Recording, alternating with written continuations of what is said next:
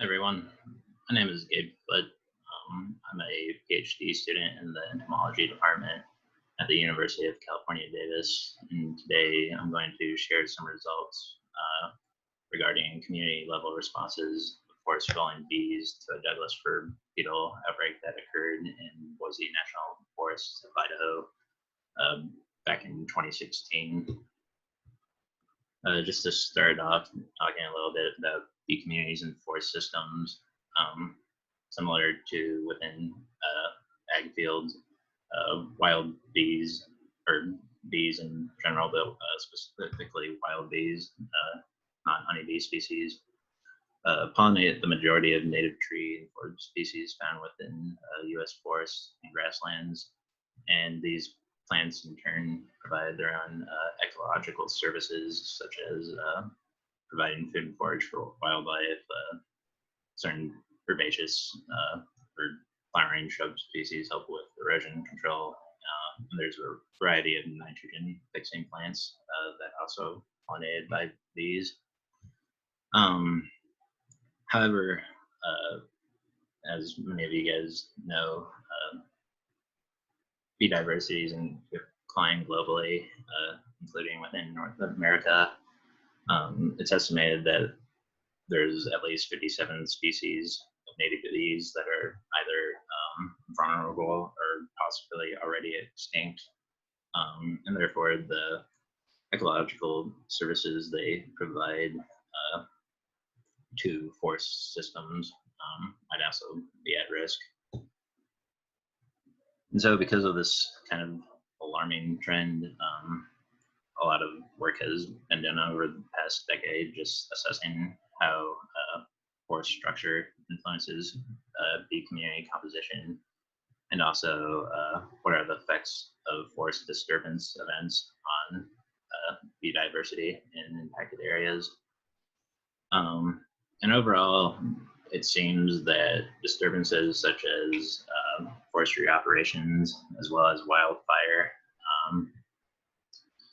can reduce canopy closure and therefore reallocate not only light availability, but also nutrients towards the forest floor, which might promote herbaceous plant growth and ultimately provide an increased abundance of foraging resources for bees. And bees might also be more active in these areas because of increased light availability and temperature, following reductions in canopy closure. However, relatively little has been done regarding assessing the effects of common biotic disturbance events, such as bark beetle outbreaks, on forest bee communities, especially within Western North America. And so we had an opportunity back in 2015 to kind of look at this. There was a Douglas fir beetle outbreak going on in Boise National Forest, just northeast of Boise, Idaho. And just to provide a brief background on Doug fir beetle, it's the greatest mortality agent of Doug fir throughout North America. Usually populations are kept at endemic levels, but outbreaks can occur following other disturbance events such as windstorms or fire, where a bunch of down dead trees accumulate across the landscape. And following these outbreaks and tree mortality events, reductions in canopy closure might also take place, where post-natal fall increases in light availability and rate sources might take place or might shift towards the forest floor. And so our research question was, does bee diversity change following these biotic disturbance events? Specifically, did bee diversity change following the Douglas fir beetle outbreak in this Douglas fir forest located in Idaho? So here's a quick map of our study site. As I said, it's just northeast of the city of Boise, located on Bogus Basin Ridge. The area encompassed about 8 square kilometers, ranging in 5,500 feet to about 7,000 feet in elevation. And we sampled within 18 plots throughout the site. Beginning in July 2015, post beetle infestation of trees, but before the trees actually had died, and therefore they still had their needles retained in the canopy. And then we came back in July 2018 after the trees had died and needles had fallen off. We used Douglas fir beetle lure placed at each plot center just to ensure a level of attraction, so beetles were flying through the plots and therefore theoretically attacking the trees, just to get this gradient of tree mortality throughout the site. We used yellow pan traps to sample. We deployed 2 per cardinal direction radiating from plot center, spaced roughly about 10 meters apart. And then we used repeat measures NOVA as well as refraction to test for significant differences in bee abundance, species richness, and chain diversity between years.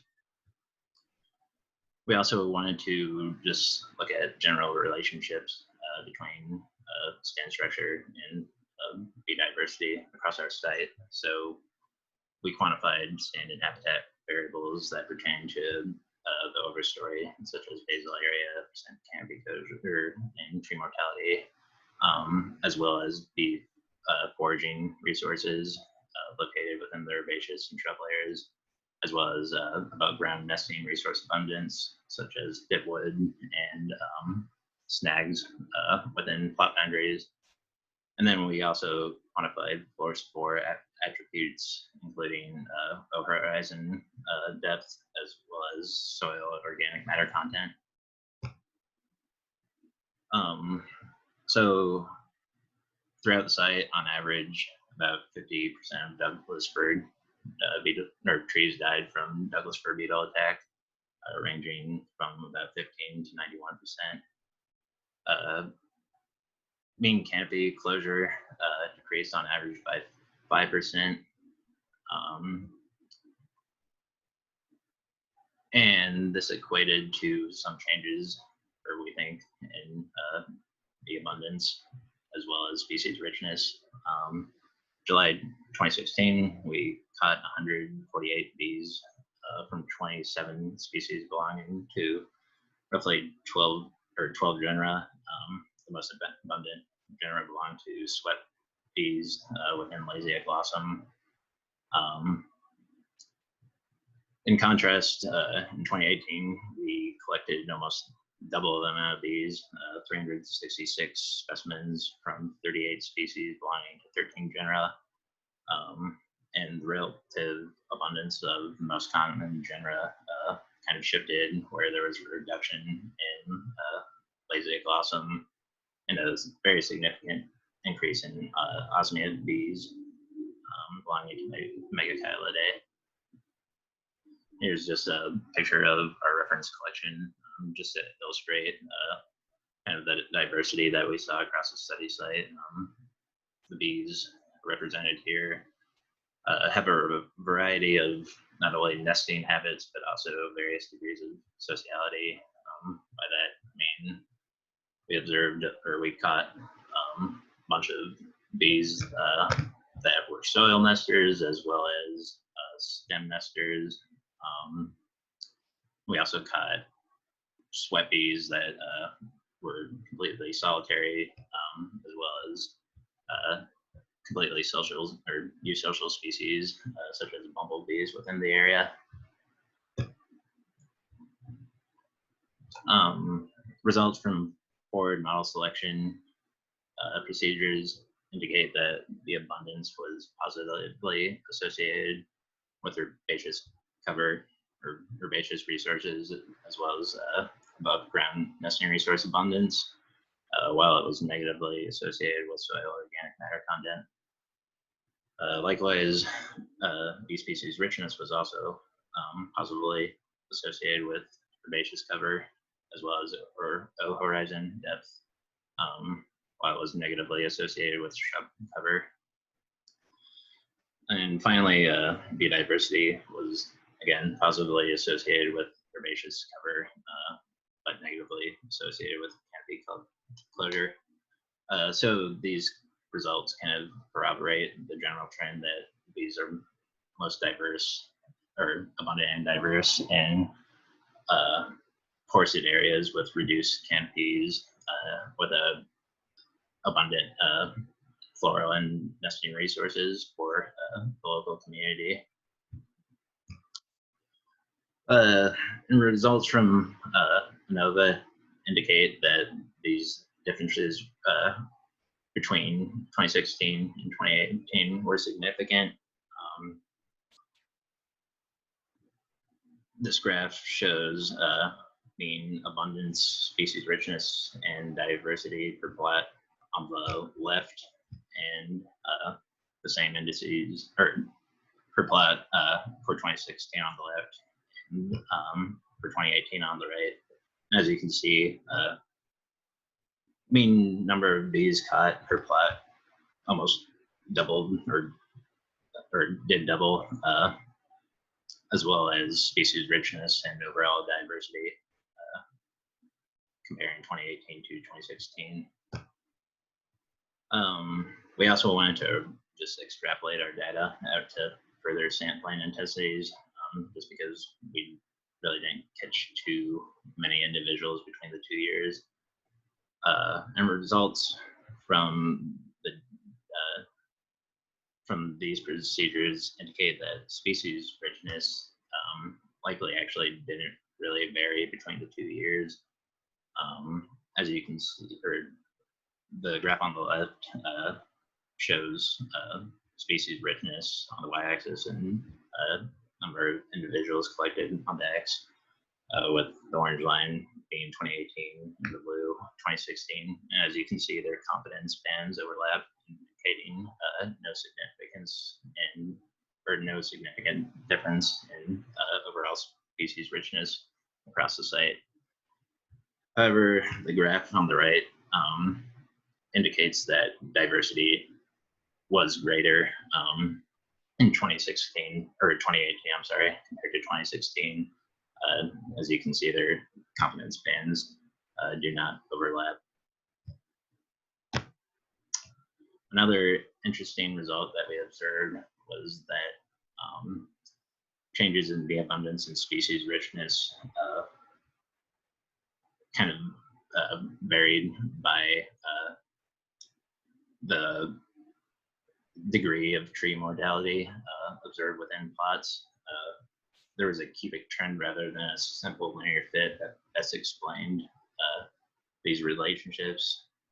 As you can see from these scatter plots, intermediate rates of mortality had relatively moderate effects on either of these community level responses. And really it was only within areas of relatively high tree mortality, greater than 70%, or really greater than 90%, that we observed the greatest increases in both abundance and species richness. And so this is kind of indicative that it might take relatively high or large amounts of tree mortality from Douglas fir beetle herbivory to sufficiently reduce overall canopy cover to indirectly impact the resident bee community. And so I just want to conclude by kind of summarizing our results. So similar to other studies that have assessed the fact or the relationships between forest structure and bee community composition in North America, We observed that bees were most abundant and species rich in relatively open stands with high floral and nesting resource abundance, as well as with shallow forest floor depths and low soil organic matter content. Uh, so not only is this further evidence that pollinators are likely most abundant and diverse within these relatively open forests, but also that forest floor and soil attributes may be primary factors that influence the diversity of bees within a Douglas fir forest, especially with regard to ground nesting species. And we also think that sufficient depth layers might be important as overwintering resource for especially bumblebees in these Douglas fir forests, plots with relatively deep depth layer depths had increased diversity of bumblebees throughout the entire site. With regard to the effect of the Douglas fir beetle outbreak on overall bee diversity between 2016 and 2018, we saw a significantly higher mean bee abundance and overall sham diversity comparing the 2 years, and changes in bee abundance and species richness was positively correlated with not only percent tree mortality, but percent reduction in canopy closure as well. So this is evidence that bark beetle outbreaks might really benefit pollinators in forest systems by reducing canopy closure following tree deaths, similar to other types of disturbance that have also been shown to have beneficial effects on resident bee communities. And interestingly, there might be a cubic relationship between percent Doug fir beetle caused tree mortality and these changes in bee abundance and species richness, where it might take relatively high levels of beetle-related tree mortality to have these beneficial indirect effects on bee community in following years. And so while a variety of forest disturbance events can create habitat that favor wild bees, it's important to think about how each type of disturbance actually changes stand structure and what the immediate impacts of those disturbances are on the foraging and nesting resources of the bees that reside within the impacted area. For instance, forestry operations often remove the biomass and nesting resources for pollinators and other wildlife. By this, I mean if snags aren't retained on site and downwoody debris is also removed, this can't be utilized by wood nesting species. And similarly, wildfire might have detrimental impacts on the foraging resources of bees in short temporal spans by just burning up, the flowers that were located on the forest floor before wildfire. And furthermore, relatively intense forest fires might negatively impact soil nesting species by literally cooking them to death, or just burning off whatever resources that they require within the soil layer. In contrast, bark beetle outbreaks likely don't have these immediate impacts on either foraging resources or nesting resources that bees utilize within their forest ecosystem. Um, and overall, this is kind of indicative that future research related studies should try to assess what type of forest disturbance really best benefits bees in forests of conservational concern.